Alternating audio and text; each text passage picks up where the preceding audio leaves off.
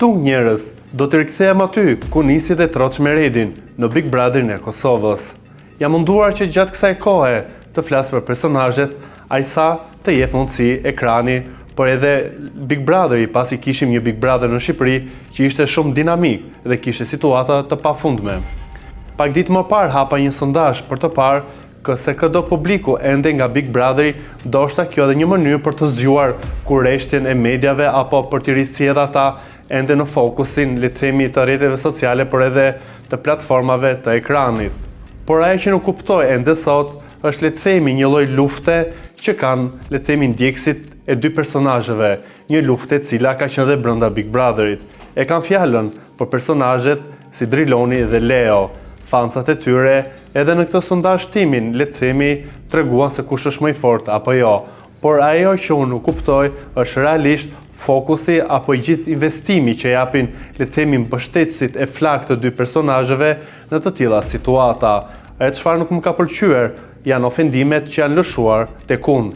Çfarë kam bërë unë gjatë kësaj kohe? Nuk kam mbajtur dhe nuk do të mbaj kur qëndrime, le të themi, në një anë dhe të ofendoj një anën tjetër. Nuk kam qenë kur gazetari që ul një personazh dhe ngret tjetrin, por kam qenë ai dhe do të jem gjithmonë ai që do të them atë të vërtetë që unë shikoj dhe që është me vlerë për të mbështetur, por edhe për të diskutuar për sa kohë që Big Brotheri është një lojë ku nuk ka të bëjë shumë me forca, le të themi, apo me virtyte të mëdha siç mund të jetë shkollimi apo jo. Big Brother është një lojë ku mos duhet të jenë patjetër pjesë e saj elemente të karakterit, të normave, të sjelljes, por më së shumti është një lojë dinamike dhe ky dinamizëm nuk e japin të gjithë banorët. Do të rikthehem tek Leo dhe tek Driloni. Shumë herë jam cilësuar si fans, nuk më pengon kjo gjë, por ajo që dua të them është që unë, sa herë që kam pasur mundësi në ekran, kam folur fjalët më të mira për djemt. Jo sepse ata janë të këqij, por realisht kanë treguar në Big Brother, le të themi, vlerat e tyre,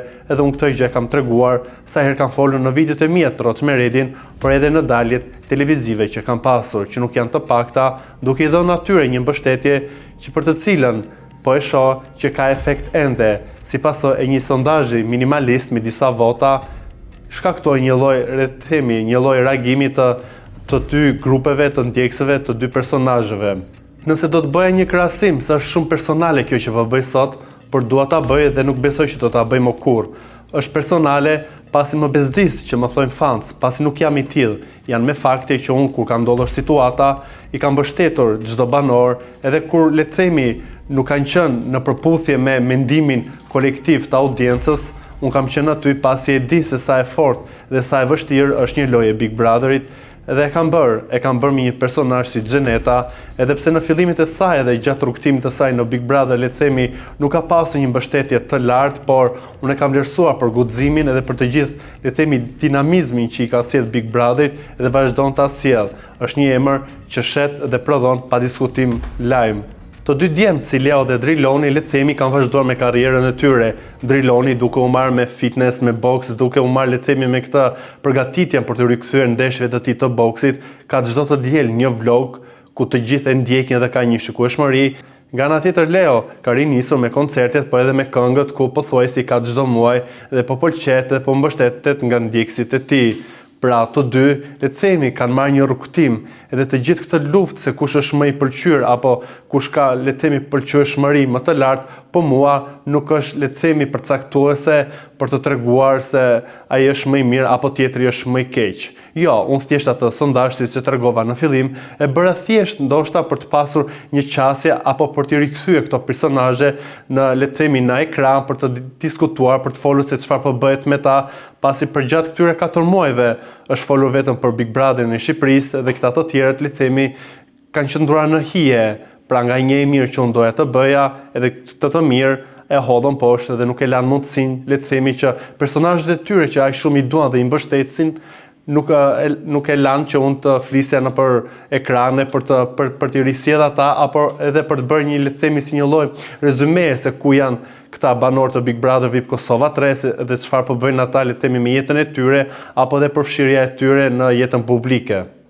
Së fundmi më së shumë kanë folë për Drilonin, jo më pak se këto ditë, kur isha pjesë e një emisioni, u folë që më shumë mbahet mend Gjineta, edhe unë e kundërshtova duke thënë që jo, mbahen mend e personazhet të tjerë, të cilët janë ende aktiv. Një ndër ta është Driloni, i cili i shpjegova që ka një vlog, ndan me ndikësit e tij, le të themi stërvitin e tij, është i përfshirë në platformën sociale, të rrjeteve sociale dhe jo do e mos një personazh le të themi do të jetë non-stop në ekran për të qenë në qendër të vëmendjes apo për ta mbajtur dhe audiencën e tij të mbërthyer.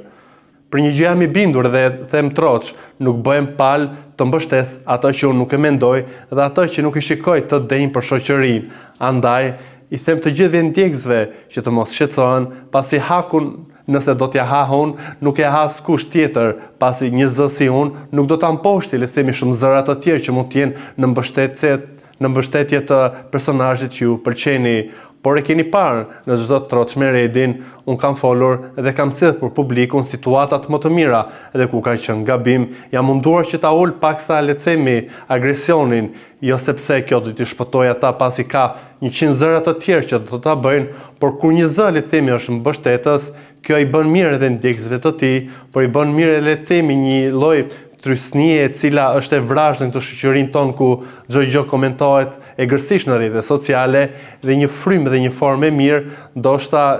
është një element i shtuar pozitiv në të gjithë këtë